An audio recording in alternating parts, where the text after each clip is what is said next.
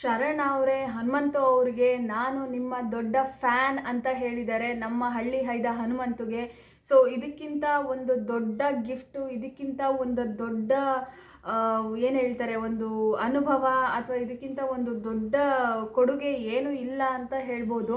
ಯಾಕಂದರೆ ಸಾವಿರಾರು ಮೂವಿಗಳು ಮಾಡ್ಕೊಂಡು ಬಂದಿರೋವಂಥ ಶರಣ್ ಅವ್ರ ಎಕ್ಸ್ಪೀರಿಯನ್ಸ್ ಏನು. ಸೊ ಅವ್ರ ಫ್ಯಾನ್ ಆಗ್ತಾರೆ ಹನುಮಂತುಗೆ ಅಂದರೆ ಇದು ಈಸಿ ಮಾತಲ್ಲ. ಸೊ ಅವ್ರು ಸುಮ್ಮನೆ ಯಾರಿಗೂ ಫ್ಯಾನ್ ಆಗಿಲ್ಲ. ಡೆಫಿನೆಟ್ಲಿ ಅವರ ವ್ಯಕ್ತಿತ್ವ, ಅವರ ಒಂದು ಆ ಬಿಹೇವಿಯರ್ ಆಗಿರ್ಬೋದು, ಅವ್ರು ಆಡ್ತಾ ಇರೋ ರೀತಿ ಆಗಿರ್ಬೋದು, ಅವ್ರ ನಿಯತ್ತು, ಅವ್ರ ಪ್ರಾಮಾಣಿಕತೆ ನೋಡಿಬಿಟ್ಟೆ ಅವರು ಆ ವ್ಯಕ್ತಿನ ಇಷ್ಟಪಟ್ಟು ನಾನು ನಿನ್ನ ದೊಡ್ಡ ಫ್ಯಾನ್ ಅಂತ ಹೇಳಿದ್ದಾರೆ ಹನುಮಂತು ಅವರಿಗೆ.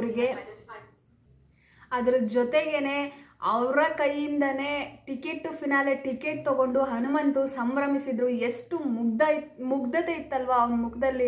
ನಿಜವಾಗ್ಲೂ ನನಗೆ ತುಂಬಾ ಇಷ್ಟ ಆಯಿತು. ಬಿಗ್ ಬಾಸ್ ಅವ್ರು ಕೇಳ್ತಾರೆ, ಏನು ಹೇಗೆ ಅನ್ನಿಸ್ತಿದೆ ನಿನಗೆ ಅಂತ ಹೇಳಿಬಿಟ್ಟು, ಎಲ್ಲ ದೇವರ ಆಶೀರ್ವಾದ, ಬಿಗ್ ಬಾಸ್ ನಿಮ್ಮ ಆಶೀರ್ವಾದ, ಜನರ ಆಶೀರ್ವಾದ ಅಂತ ಎಷ್ಟು ಮುಗ್ಧತೆಯಿಂದ ಹೇಳ್ತಾರೆ. ನನಗೆ ಅವನಲ್ಲಿ ಏನು ಇಷ್ಟ ಹನುಮಂತು ಅಲ್ಲಿ ಅಂತ ಕೇಳಿದರೆ, ಅವ್ನು ಡೇ ಒನ್ನಿಂದ ನೋಡ್ಕೊಂಬಂದರೆ ನಾನು ಹಿಂಗಿದ್ದೀನಪ್ಪ, ನಾನು ಹಂಗಿದ್ದೀನಪ್ಪ, ನಾನು ಅದನ್ನ ಆಡ್ತೀನಪ್ಪ, ಇದನ್ನ ಆಡ್ತೀನಪ್ಪ ಅಂತ ಎಂದೂ ಹೇಳಲಿಲ್ಲ. ಮತ್ತು ನಾನು ತುಂಬ ಚೆನ್ನಾಗಿ ಕಾಣ್ತಾ ಇದ್ದೀನಿ, ಅವನಿಗೆ ಹೀರೋಯಿಸಮ್ ಇಲ್ಲ, ಅವನಿಗೆ ಆ್ಯಟಿಟ್ಯೂಡ್ ಇಲ್ಲ, ನಂದೇ ದೊಡ್ಡದು, ನಾನೇ ದೊಡ್ಡವನು. ಸರಿಗಮಪ ಗೆದ್ದಿದ್ದಾರೆ, ಯಾರು ಗೆಲ್ಸಿರೋದು? ಜನರು ಗೆಲ್ಸಿರೋದು. ಅಷ್ಟೊಂದು ಜನ ಗೆಲ್ಸಿರೋ ವ್ಯಕ್ತಿ ಏನೂ ಇಲ್ಲ, ನನಗೇನು ಇಲ್ಲ, ನಂದೇನು ಅಲ್ಲ ಅನ್ನೋ ಸಾಧಾರಣವಾಗಿ ಸಿಂಪ್ಲಿಸಿಟಿ ಅನ್ನೋದು ಜಸ್ಟ್ ಬಟ್ಟೆಲಲ್ಲ, ಮನಸ್ಸಲ್ಲೂ ಇದೆ ಆ ವ್ಯಕ್ತಿಗೆ. ಓಕೆನಾ? ಸೊ ಹಾಗಾಗಿನೇ ಜನರು ಅವನ್ನ ಇಷ್ಟಪಡೋದು ಹನುಮಂತನ. ಇಲ್ಲಾಂದರೆ ಸುಮ್ಮನೆ ಯಾರು ಜನರೇನು ಹುಚ್ಚರಲ್ಲ ಅವನ್ನ ಇಷ್ಟಪಡೋಕೆ ಇಷ್ಟೊಂದು. ಸೊ ಹಾಗಾಗಿ ಅವನ ಬಿಹೇವಿಯರ್ ನನಗಂತೂ ತುಂಬಾ ಇಷ್ಟ ಆಯಿತು. ಸೊ ಬನ್ನಿ, welcome back to my channel. So ನಾವಿವಾಗ ಡಿಸ್ಕಸ್ ಮಾಡೋಣ ನೆನ್ನೆ ಎಪಿಸೋಡ್ ಯಾವ ಥರ ಇತ್ತು ಅಂತ ಹೇಳಿಬಿಟ್ಟು. ಸೊ ನಿನ್ನೆ ಶರಣ್ ಅವರು ಹಾಗೆ ಅವ್ರ ಜೊತೆಗೆ ಅದಿತಿ ಅವರು ಬಂದಿರ್ತಾರೆ. ಸೊ ಅವರ ಒಂದು ಮೂವಿಯ ಪ್ರಮೋಷನ್ಗೋಸ್ಕರ ಸೊ ಚೂಮಂತರ್ ಅಂತ ಮೂವಿ ರಿಲೀಸ್ ಆಗಿದೆ. ಸೊ ಅದನ್ನು ಒಂದು ಪ್ರಮೋಷನ್ ಕೊಡಲಿಕ್ಕೋಸ್ಕರ ಬಂದಿರ್ತಾರೆ. ಅದ್ರ ಜೊತೆಗೆ ಟಿಕೆಟ್ ಟು ಫಿನಾಲೆ ಕಂಟೆಸ್ಟೆಂಟ್ಗೆ ಫಿನಾಲೆ ಟಿಕೆಟನ್ನು ಅವ್ರ ಕೈಯಿಂದನೇ ಕೊಡೋ ಹಾಗೆ ಆ ಒಂದು ಎಪಿಸೋಡಲ್ಲಿ ಬಿಗ್ ಬಾಸ್ ಅವರು ಆ ಒಂದು ಅವಕಾಶನ ಮಾಡಿಕೊಟ್ಟಿರ್ತಾರೆ. ಸೊ ಅದ್ರ ಪ್ರಕಾರನೇ ಆ ಒಂದು ಟಾಸ್ಕಲ್ಲಿ ಗೆದ್ದಿರುವಂತಹ ಹನುಮಂತಗೆ ಅವ್ರದ್ದೇ ಆದ ಒಂದು ಫ್ಯಾನ್ ಅಂದರೆ ಶರಣ್ ಅವರು. ಸೊ ಆ ಟಿಕೆಟ್ ಟು ಫಿನಾಲೆಯನ್ನು ಕೊಡ್ತಾರೆ. ಓಕೆನಾ? ಸೊ ಗೇಮ್ ವಿಚಾರಕ್ಕೆ ಬರೋಣ. ಹೇಗಿತ್ತು ಗೇಮು ಅಂತ ಹೇಳಿದರೆ, ಸೊ ಈ ಒಂದು ಟಾಸ್ಕ್ ಏನಂತ ಹೇಳಿದ್ರೆ, ಮೊದಲನೇದಾಗಿ ಒಂದು ನೆಟ್ಟನ್ನು ಇಟ್ಟಿರ್ತಾರೆ. ಅಂದರೆ ಆಲ್ರೆಡಿ ಎಲ್ಲ ಸೇಫ್ಟಿ ಮೆಜರ್ಮೆಂಟ್ ಇರುತ್ತೆ. ಯಾವುದೇ ರೀತಿ ತೊಂದರೆ ಆಗದಿರೋ ಥರ, ಏನಾದರೂ ತೊಂದರೆ ಆದರೆ ನೋಡ್ಕೊಳ್ಳೋಕ್ಕೆ ಎಲ್ಲ ಸೇಫ್ಟಿ ಮೆಜರ್ಮೆಂಟ್ನ ಇಟ್ಟಿರ್ತಾರೆ ಬಿಗ್ ಬಾಸು. ಸೊ ಆ 4 ಕಂಟೆಸ್ಟೆಂಟು ಒಬ್ಬೊಬ್ಬರೇ ಒಂದೊಂದು ರೌಂಡಲ್ಲಿ, ಅಂದರೆ 4 ಜನ ಒಟ್ಟಿಗೆ ಆಡೋ ಆಗಿರಲ್ಲ, ಒಂದೊಂದು ಕಂಟೆಸ್ಟೆಂಟ್ಗಳೇ ಹೋಗ್ಬಿಟ್ಟು ಸರದಿ ಪ್ರಕಾರ ಆಡಬೇಕಾಗಿರುತ್ತೆ ಈ ಗೇಮ್ನ. ಸೊ ಆ ಒಂದು 4 ಕಂಟೆಸ್ಟೆಂಟ್ಗಳು ಬಂದುಬಿಟ್ಟು ಆ ಉಸ್ತುವಾರಿಗಳನ್ನ ಅವರೇ ಆಯ್ಕೆ ಮಾಡ್ಕೊಬೇಕಾಗಿರುತ್ತೆ. ಸೊ ಮೊದಲನೇದಾಗಿ ರಜತ್ ಅವರು ಮೋಕ್ಷಿತಾ ಅವ್ರನ್ನ ಆಯ್ಕೆ ಮಾಡ್ಕೊಳ್ತಾರೆ. ಹಾಗೆ ತ್ರಿವಿಕ್ರಮ್ ಅವ್ರು ಬಂದುಬಿಟ್ಟು ಚೈತ್ರ ಅವ್ರನ್ನ ಆಯ್ಕೆ ಮಾಡ್ತಾರೆ. ಹನುಮಂತ ಅವ್ರು ಬಂದುಬಿಟ್ಟು ಗೌತಮಿ ಅವ್ರನ್ನ ಆಯ್ಕೆ ಮಾಡ್ಕೊತಾರೆ. ಅದ್ರ ಜೊತೆಗೆ ಭವ್ಯ ಅವ್ರು ಬಂದುಬಿಟ್ಟು ಧನ್ರಾಜ್ನ ಆಯ್ಕೆ ಮಾಡ್ಕೊತಾರೆ. ಓಕೆನಾ? ಸೊ ಇದಿಷ್ಟಾಗಿರುತ್ತೆ ಉಸ್ತುವಾರಿ ವಿಷಯದಲ್ಲಿ. ಸೊ ನೆಕ್ಸ್ಟ್ ಏನಂದರೆ, ಒಬ್ಬೊಬ್ಬರೇ ಸರದಿ ಪ್ರಕಾರ ಬರಬೇಕಾಗಿರುತ್ತೆ. ಆ ಸರದಿ ಪ್ರಕಾರ ಬಂದು ಹೆಲ್ಮೆಟನ್ನು ಧರಿಸ್ಕೊಂಡು ಆ ನೆಟ್ ಒಳಗಡೆ ಒಂದಿಷ್ಟು ಕೀಗಳನ್ನು ಅಲ್ಲಲ್ಲಿ ಜೋಡಿಸಿರ್ತಾರೆ. ಸೊ ಇವ್ರ ಟಾಸ್ಕ್ ಏನು ಅಂತ ಹೇಳಿದ್ರೆ, ಆ ಕೀಗಳನ್ನು ತೊಗೋಬೇಕು.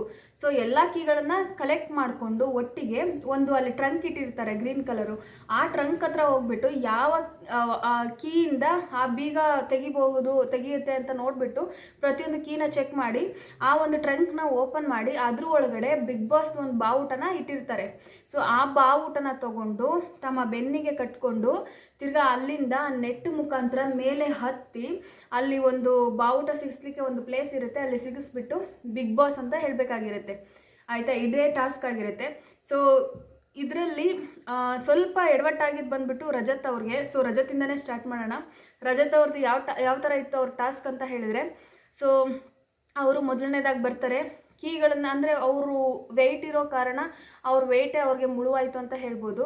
ಸೊ ಅವರು ಬಂದ ತಕ್ಷಣವೇ ನೆಟ್ಟನ್ನು ಹತ್ಬಿಟ್ಟು ಕೀ ತೊಗೊಳೋದ್ರಲ್ಲಿ ಅವ್ರು ಸ್ವಲ್ಪ ಎಡವುದ್ರು, ನಿಧಾನಕ್ಕೆ ಕೀನ ತೊಗೊಳ್ತಾ ಇದ್ರು. ಮತ್ತು ಕೀ ಎಲ್ಲ ಕಲೆಕ್ಟ್ ಮಾಡುವಾಗ ಕೆಲವೊಂದು ಕೆಳಗಡೆ ಬೀಳ್ತಾ ಇತ್ತು. ಆಮೇಲೆ ಒಂದೊಂದು ಕೀ ಮಿಸ್ ಮಾಡಿದರು. ಸೊ ತಿರ್ಗಾ ಹೋಗಿ ತೊಗೊಳ್ಳೋದು, ಮತ್ತು ಅಲ್ಲಿಂದ ಟ್ರಂಕ್ ಹತ್ರ ಓಡುವಾಗ ಅವ್ರು ನಡ್ಕೊಂಬಂದಿದ್ದು.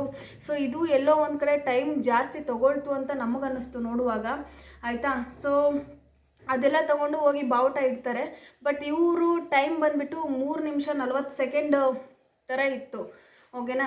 ಸೊ ಅದಾದಮೇಲೆ ನೆಕ್ಸ್ಟು ಭವ್ಯ ಅವ್ರು ಬರ್ತಾರೆ. ಭವ್ಯ ಅವ್ರದ್ದು ಪ್ರೋಮೋ ರಿಲೀಸ್ ಆದಾಗ ನಾನು ಅಂದ್ಕೊಂಡೆ ತುಂಬಾ ಫಾಸ್ಟಾಗಿ ಓಡಿರ್ತಾರೆ, ತುಂಬ ಬೇಗ ಇವರೇ ಎಲ್ಲಿ ಟಾಸ್ಕ್ ವಿನ್ ಆಗಿರ್ತಾರೇನೋ ಅನ್ನೋ ಒಂದು ಥರ ಇತ್ತು.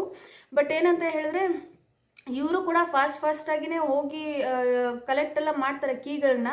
ಬಟ್ ಇವರು ಕೀ ಕಲೆಕ್ಟ್ ಮಾಡಿ ಬಂದಾದಮೇಲೆ ಇವ್ರಿಗೆ ಬೀಗ ಏನು ಓಪನ್ ಮಾಡೋಕ್ಕೆ ಟ್ರೈ ಮಾಡ್ತಾ ಇದ್ರಲ್ವ, ಯಾವುದು ಕೀಗಳಷ್ಟು ಸರಿಯಾಗಿ ಸಿಗ್ತಾ ಇರಲಿಲ್ಲ.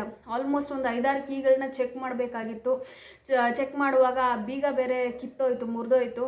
ಸೊ ಅದನ್ನು ತಿರ್ಗಾ ಹುಡುಕಿ ಅವ್ರು ಇದು ಮಾಡಿ ಹೋಗೋ ಅಷ್ಟೊತ್ತಿಗೆ ಅವರು ಕೂಡ 2 ನಿಮಿಷ 40 ಸೆಕೆಂಡ್ 2 ನಿಮಿಷ 40 ಸೆಕೆಂಡ್ ಸಮಯನ ತೊಗೊಂಡ್ರು.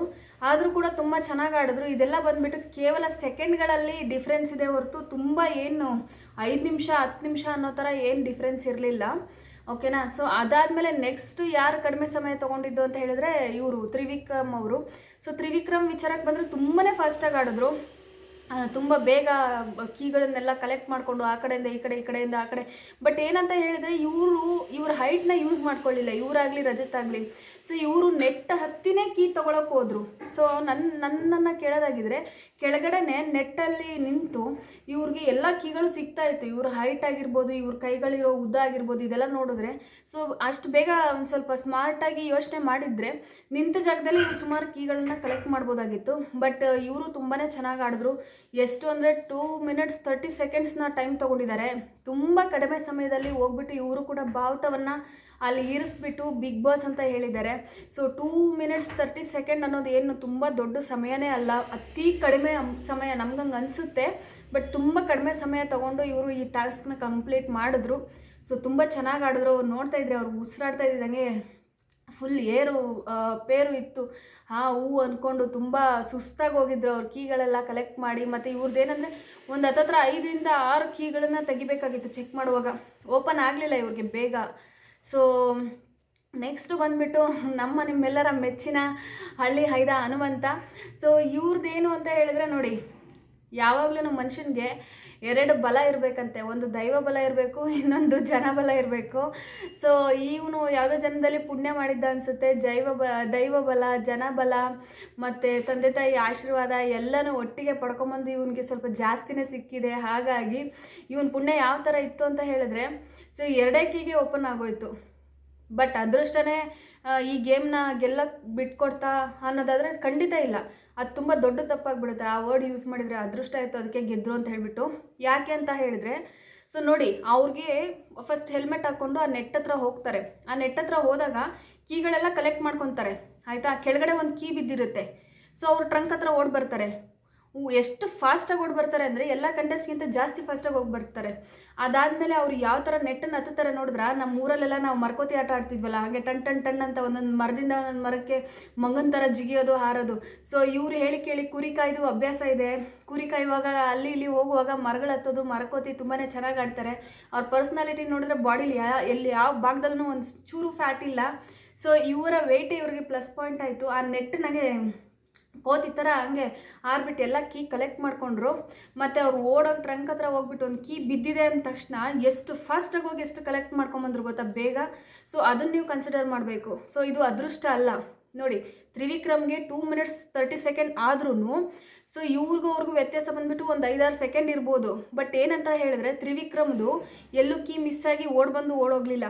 ಈ ವ್ಯಕ್ತಿ ಕೀ ಬಿದ್ದಿರೋದು ತೊಗೊಂಡು ತಿರ್ಗಾ ವಾಪಸ್ ಬಂದು ತಿರ್ಗಾ ಚೆಕ್ ಮಾಡಿ ತಿರ್ಗಾ ಮತ್ತೆ ನೆಟ್ ಹತ್ತುವಾಗಂತೂ ಆ ಒಂದು ವೇಗ ಇತ್ತಲ್ವ, ಸಖತ್ತಾಗಿತ್ತು ಆ ವೇಗ. ಹಂಗೆ ಒಂಥರ ಚಿರತೆ ಥರ ಹತ್ಬಿಟ್ರು. ಅದಾದಮೇಲೆ ನೋಡಿದ್ರೆ ನೀವು ಅಬ್ಸರ್ವ್ ಮಾಡಿದ್ರೆ ಎಲ್ಲ ಗೊತ್ತಿಲ್ಲ, ಅವ್ರು ಬಾವುಟ ಆರಿಸುವಾಗ ಒಂದು 2-3 ಸರಿ ಎಲ್ಲರೂ ಒಂದು ಸರಿ ಹಿಂಗೆ ಸಿಗಿಸ್ಬಿಡ್ತಾಯಿದ್ರು. ಆ ವ್ಯಕ್ತಿ 2-3 ಸರಿ ಹಿಂಗಂದು ಆಮೇಲೆ ಜೈ ಬಿಗ್ ಬಾಸ್ ಅಂತ ಹೇಳಿದ್ರು. ಸೊ ಅಲ್ಲೂ ಕೂಡ ಸಮಯ ಅಕಸ್ಮಾತ್ ನಾವು ಒಂದು ಸರಿ ಹಿಂಗೆ ಬಾವುಟ ಅನಿಸಿದ್ರೆ ಅಲ್ಲೊಂದು 3 ಸೆಕೆಂಡ್ 4 ಸೆಕೆಂಡ್ ಉಳಿತಾ ಇತ್ತು. ಆಮೇಲೆ ಹಿಂಗೆ ಕೀ ಬಿದ್ದಾಗ ಹಿಂದೆ ಮುಂದೆ ಓಡಿ ಅಕಸ್ಮಾತ್ ಬಿದ್ದಿರಲಿಲ್ಲ ಅಂದಿದ್ರೆ ಬೇಗ ಜೊತೆಗೇ ಕಲೆಕ್ಟ್ ಮಾಡಿದರೆ ಅಲ್ಲೂ ಕೂಡ ಸಮಯ ಉಳಿತಾ ಇತ್ತು. ಅಕಸ್ಮಾತ್ ಉಳಿದಿತ್ತು ಅಂತ ಹೇಳಿದ್ರೆ ಅವ್ರು 2 ನಿಮಿಷ 1.5 ನಿಮಿಷದಲ್ಲೇ ಮುಗಿಸ್ಬಿಡ್ತಾ ಇದ್ರೇನೋ ಅಲ್ವಾ. ಸೊ ಅದೃಷ್ಟ ಡೆಫಿನೆಟ್ಲಿ ಇದೆ, ಅವನು ಪುಣ್ಯನೇ ಮಾಡಿದ್ದಾನೆ. ಬಟ್ ಅದ್ರ ಜೊತೆ ಈ ಟಾಸ್ಕ್ ಕೇವಲ ಅದೃಷ್ಟನೇ ಆಯಿತಾ? ಇಲ್ಲ, ಅವ್ರ ಎಫರ್ಟ್ ಇತ್ತು. ಸೊ ನೆಕ್ಸ್ಟ್ ನೀವು ಲಾಸ್ಟ್ ಗೇಮಲ್ಲಿ ನೋಡಿರ್ತಾರೆ ಅವ್ರು ಯಾವ ಥರ ಆಡಿದ್ರು ಅಂತ. ಬ್ಯಾಸ್ಕೆಟಲ್ಲಿ ಹಿಂಗೆ ಬಾಲ್ ಕಲೆಕ್ಟ್ ಮಾಡೋದು ಹೆಂಗೆ ಹಾಕಿದ್ರು ಗ್ರೇ ಏರಿಯಾ ಕಿಂಗ್ ಎಲ್ಲಿ, ಟಾಸ್ಕ್ ಸ್ಟ್ರಾಟಜಿ ಮಾಸ್ಟರ್, ಆ ಮಾಸ್ಟರ್ ಈ ಮಾಸ್ಟರ್ ಏನೇನೋ ಹೆಸರುಗಳು ಕಟ್ಟಿ ಕಿರೀಟ ಕೂರಿಸಿದ್ರಲ್ವ, ಎಲ್ಲೆಲ್ಲೋದ್ರು ಅವರೆಲ್ಲ. ಹೆಂಗೆ ಆಡಿದ್ರು ಹನುಮಂತಗೆ ಯಾರು ಹೇಳಿದ್ದು ಟಾಸ್ಕ್ ಬರಲ್ಲ, ಹನುಮಂತು ಮುಗ್ಧ, ಹನುಮಂತಗೆ ಅದು ಬರಲ್ಲ ಇದು ಬರಲ್ಲ, ಕುತ್ಕೊಂಡು ಹಾಡು ಹೇಳ್ತಾನೆ ಅದು ಹೇಳ್ತಾನೆ, ಯಾರು ಹೇಳಿದಿದೆಲ್ಲ? ಎಲ್ರಿಗಿಂತ ಚೆನ್ನಾಗಿ ಇವರೇ ಟಾಸ್ಕ್ ಆಡೋದು. ಆದರೆ ತೋರಿಸ್ಕೊಳ್ಳಲ್ಲ, ನನಗೆಲ್ಲ ಬರುತ್ತೆ ನನಗೆಲ್ಲ ಗೊತ್ತು ಅನ್ನೋದು ಅಹಂಕಾರ ಇವ್ರ ಹತ್ರ ಇಲ್ಲ. ಅದೇ ಇವ್ರ ಪ್ಲಸ್ ಪಾಯಿಂಟು. ಏನಂತ ಹೇಳಿದ್ರೆ ಎಲ್ಲರೂ ಅಲ್ಲಿರೋರು ಕೆಲವೊಂದು ಕಂಟೆಸ್ಟೆಂಟ್ಗಳು ನನಗೆ ಅದು ಬರುತ್ತೆ ಇದು ಬರುತ್ತೆ ಅಂತ ಅಹಂಕಾರದಲ್ಲಿ ಮೆರಿತಾ ಇದ್ದಾರೆ. ಬಟ್ ಈ ವ್ಯಕ್ತಿ ಎಲ್ಲೂ ಅಹಂಕಾರ ತೋರಿಸಿಲ್ಲ ಇದುವರೆಗೂ. ಅದಕ್ಕೇ ಆ ಸಿಂಪ್ಲಿಸಿಟಿ, ಆ ಒಂದು ತುಂಬ ನಯವಾದ ವ್ಯಕ್ತಿತ್ವ, ನಿಯತ್ತು, ಪ್ರಾಮಾಣಿಕತೆನೇ ಇಷ್ಟು ದೂರ ಅವ್ರನ್ನ ಕರ್ಕೊಂಬಂದಿರೋದು. ಸೊ ಇದೇ ರೀತಿ ಅವ್ರ ಜೀವನದಲ್ಲೂ ಅವ್ರ ಹೆಸರು ಆಮೇಲೆ ಯಶಸ್ಸು ಆಯಸ್ಸು ಕಾಣಲಿ ಅಂತ ಹೇಳಿಬಿಟ್ಟು ನಾವೆಲ್ಲರೂ ಹಾರೈಸೋಣ. ಸೊ ಇಷ್ಟಾಗಿತ್ತು ನಿನ್ನೆ ಒಂದು ಫುಲ್ ಎಪಿಸೋಡ್ ರಿವ್ಯೂ. ನಿಮಗೆ ಯಾರ ಒಂದು ಆಟ ಇಷ್ಟ ಆಯಿತು ಅಂತ ಕಮೆಂಟ್ ಮಾಡಿ. ಅದ್ರ ಜೊತೆಗೆ ನಿಮಗೆ ಯಾರು ಗೆಲ್ಲಬೇಕಾಗಿತ್ತು, ಯಾರಿಗೆ ಟಿಕೆಟು ಫಿನಾಲೆ ಸಿಗಬೇಕಾಗಿತ್ತು ಹನುಮಂತನ ಬಿಟ್ಟರೆ ಅನ್ನೋದನ್ನು ಕಮೆಂಟ್ ಮಾಡಿ. ಮತ್ತು ಯಾರು ಈ ವಾರ ಆಚೆ ಹೋಗೋರು ಇನ್ನೇನು ಗೊತ್ತಾಗ್ಬಿಡುತ್ತೆ ಸಂಜೆ ಯಾರ್ಯಾರು ಸೇವ್ ಆಗ್ತಾರೆ ಅಂತ. ನಾಳೆ ಗೊತ್ತಾಗುತ್ತೆ ಯಾರ್ಯಾರು ಔಟ್ ಆಗ್ತಾರೆ, ಯಾರು ಔಟ್ ಆಗ್ತಾರೆ, ಎಲಿಮಿನೇಟ್ ಆಗ್ತಾರೆ ಅಂತ. ಬಟ್ ಏನಂತ ಹೇಳಿದ್ರೆ ಇವತ್ತು ಒಂದು ಕ್ಲಾರಿಟಿ ಸಿಗುತ್ತೆ ನಮಗೆ. ಅಟ್ಲೀಸ್ಟ್ ಸೇವ್ ಆಗೋ 2 ಕಂಟೆಸ್ಟೆಂಟ್ ಹೆಸರುಗಳು ಇವತ್ತು ಸುದೀಪ್ ಅವ್ರು ತೊಗೊಳ್ತಾರೆ. ಓಕೆನಾ? ಸೊ ಓವರಾಲ್ ನಿಮಗೆ ಯಾವ ಥರ ಇತ್ತು ಈ ಎಪಿಸೋಡ್ ಅಂತ ಹೇಳ್ಬಿಟ್ಟು ನೀವು ಕಮೆಂಟ್ ಮಾಡಿ ತಿಳಿಸಿ. ನನಗಂತೂ ತುಂಬಾ ಇಷ್ಟ ಆಯಿತು ಹನುಮಂತು ಬಂದಿದ್ದು, ತುಂಬಾ ಖುಷಿ ಆಯಿತು. ಸೊ ಸತ್ಯಕ್ಕೆ ಜಯವಿದೆ ಅನ್ನೋದು ನಿಜ, ಪ್ರಾಮಾಣಿಕತೆಗೂ ಜಯ ಇದೆ, ನಿಯತ್ತಿಗೂ ಜಯ ಇದೆ ಯಾವತ್ತು. ಸೊ ನೋಡಿ, ಈ ವಿಡಿಯೋ ಇಷ್ಟ ಆದರೆ ಲೈಕ್ ಮಾಡಿ, ಶೇರ್ ಮಾಡಿ, ಸಬ್ಸ್ಕ್ರೈಬ್ ಮಾಡಿ.